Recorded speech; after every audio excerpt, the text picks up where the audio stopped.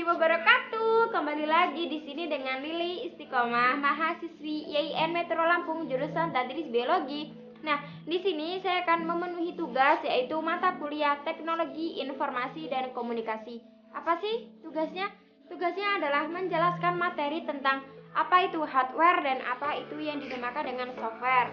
Nah, teman-teman pasti udah tahu dong apa sih yang dimaksud dengan software, apa yang dimaksud dengan hardware itu. Akan tetapi di sini saya akan menjelaskan ulang apa yang dimaksud dengan software dan apa juga yang dimaksud dengan hardware. Semoga video ini itu bermanfaat untuk kalian. Jangan lupa like, subscribe, komen, dan share. Semoga video ini bermanfaat untuk kalian. Semoga bermanfaat. Pertama-tama kita akan membahas tentang apa itu hardware. Hardware, apa sih hardware itu? Hardware adalah perangkat keras. Jadi kalau ditanya apa itu perangkat keras adalah alat atau benda yang nampak fisiknya dan dapat disentuh. Contohnya seperti monitor, keyboard, flash disk, dan printer. Hardware terbagi menjadi 5 bagian, ada input device, output device, processing device, struct device, dan peripheral device. Yang pertama ada input device. Input device itu perangkat masukan. Jadi input device itu alat-alat yang berfungsi memasukkan data. Data itu bisa berupa ketikan, klik, suara, maupun barcode. Dari input device ini ada beberapa metode maupun alat. Dari metode ketikan itu berupa keyboard, klik itu mouse, suara itu mikrofon, cahaya itu hologram maupun kamera, barcode itu ada scanner, sentuhan itu ada touchpad dan trackball. Nah, touchpad ini biasanya ada pada laptop, jadi sebagai pengganti dari mouse. Jika teman-teman nggak ada mouse, bisa menggunakan touchpad.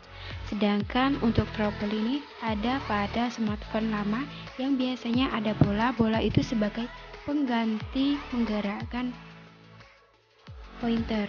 Dan selanjutnya ada data itu berupa flash disk, hard disk, DVD maupun CD, dan sinyal itu berupa modem. Selanjutnya ada processing device. Processing device itu perangkat pemrosesan. Jadi, processing device itu alat yang berfungsi untuk memproses apa yang sudah dimasukkan dari perangkat sebelumnya dan kemudian diolah untuk menjadi output atau keluaran. Untuk contoh dari processing device itu hanya satu, yaitu CPU, yaitu Central Processing Unit. Itu ada RAM, LAN card, hard disk, prosesor, VA card, sound card, motherboard. Jadi, RAM itu biasanya digunakan untuk sistem utama yang ada pada komputer. Sedangkan LAN card itu untuk penghubung atau alat menghubungkan jaringan lokal. Sedangkan hard disk itu sebagai alat penyimpanan utama yang ada pada komputer. Prosesor itu ada sebagai otak pada komputer. VA card itu untuk memasukkan atau memaksimalkan tampilan komputer. Sound card itu tuh sebagai sumber suara atau keluaran berupa suara yang ada pada komputer. Sedangkan motherboard itu tempat untuk menghubungkan semua peralatan-peralatan yang dikoneksikan ke dalam motherboard. Selanjutnya ada output device. Output device itu perangkat keluaran. Jadi output device alat-alat yang berfungsi mengeluarkan data dari apa yang telah diproses oleh CPU. Data itu bisa berupa cahaya, suara, kertas, dan lain-lainnya. Itu masih banyak lagi. Contohnya itu ada cahaya, itu seperti monitor maupun proyektor. Yang kedua ada suara, itu speaker, earphone. Kertas itu ada printer. Sinyal itu ada access point. Access point ini digunakan sebagai media untuk memancarkan sinyal WiFi. Selanjutnya ada struct device. Nah, struct device ini perangkat penyimpanan. Fungsi dari struct device ini menyimpan data. Data tersebut akan bisa dibuka kembali kemudian hari dan untuk selanjutnya bisa diubah serta diperbaharui. Contoh dari struct device itu ada micro SD atau memory card. Itu biasanya alat ini ada pada smartphone atau kamera digital. Yang kedua ada flash disk. Nah, ini adalah alat yang paling umum yang sering kita gunakan untuk menyimpan data karena flash disk itu sangat mudah dibawa kemana dan digunakan hampir semua komputer. Yang terakhir ada disket, itu alat penyimpanan data yang cukup efektif. Yang terakhir ada peripheral. Periferal ini sering kita sebut dengan perangkat pendukung atau tambahan. Fungsi dari periferal ini alat-alat yang sebagai tambahan atau pendukung, di mana ada atau tidak ada alatnya ini, komputer akan tetap bisa bekerja dan melakukan tugasnya. Itu contohnya ada banyak ya. Contohnya itu seumpama speaker. Speaker kalau sebenarnya kita nggak menghidupkan, tentunya komputer tetap bisa berjalan. Terus flash disk jika kita lepas, komputer bisa tetap berjalan. Ada juga yang dimakan dengan memory card. Nah, memory card ini jika kita lepas, komputer tetap bisa berjalan. Selanjutnya, materi yang akan kita bahas adalah tentang software. Yuk, kita bahas. Software itu perangkat lunak. Jadi, kumpulan data elektronik yang disimpan dan diatur oleh komputer. Data elektronik yang disimpan di komputer bisa berupa program yang berguna untuk menjalankan suatu perintah. Macam-macam perangkat lunak atau software. Yang pertama ada pengolahan kata atau word processor.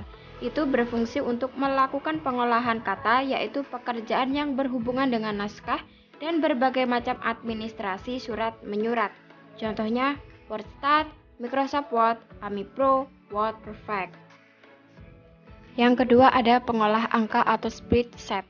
Itu berfungsi untuk melakukan pekerjaan yang banyak berhubungan dengan angka-angka seperti penggunaan perhitungan, laporan, keuangan, dan grafik. Contohnya Lotus 123, Quadro Pro, dan Microsoft Excel. Yang ketiga, pengolah data atau database berfungsi untuk melakukan pengolahan data. Data tersebut dapat berupa angka, kata, atau gabungan angka dan kata. Contoh, Foxbase, Fox Pro, Clipper, dan Microsoft Access. Yang keempat ada multimedia. Contoh aplikasi multimedia adalah Winamp Audio Pro untuk memutar musik berformat MP3 atau CD audio. Kemudian Real Player, Sync atau Jet Audio. Yang kelima, komunikasi dan internet. Untuk melakukan komunikasi antara dua komputer atau lebih, contohnya Laplink, PC Anywhere, Procompus. Aplikasi internet yang umum digunakan adalah untuk browsing, email, chatting, dan messenger seperti Internet Explorer, Opera, dan lain-lainnya. Yang keenam ada pendidikan dan game. Software untuk membantu memahami sesuatu atau pelajaran banyak dikemas dalam bentuk game dengan tujuan agar tidak membosankan. Contohnya adalah PC Globe, Bodyworks, Science Adventure, Reader Rabbit, dan lain-lain. Yang ketujuh, perancangan gambar. Aplikasi yang bersifat khusus diantaranya untuk membantu pekerjaan engineer seperti AutoCAD, gambar struktur, Protel, gambar rangkaian elektronik, MATLAB, pemroses dan visualisasi persamaan matematis, Photoshop, atau mengolah gambar. Yang terakhir atau 7, antivirus. Software untuk membasmi virus dari perangkat penyimpanan komputer. Contoh, Misi EV, Norton Antivirus, Panda, dan lain-lainnya. Cukup sekian materi tentang hardware maupun software yang saya jelaskan. Semoga bermanfaat dan untuk kalian semoga bahasa maupun kata yang saya gunakan itu mudah dipahami. Jika ada yang salah saya mohon maaf. Saya ucapkan wassalamualaikum warahmatullahi wabarakatuh.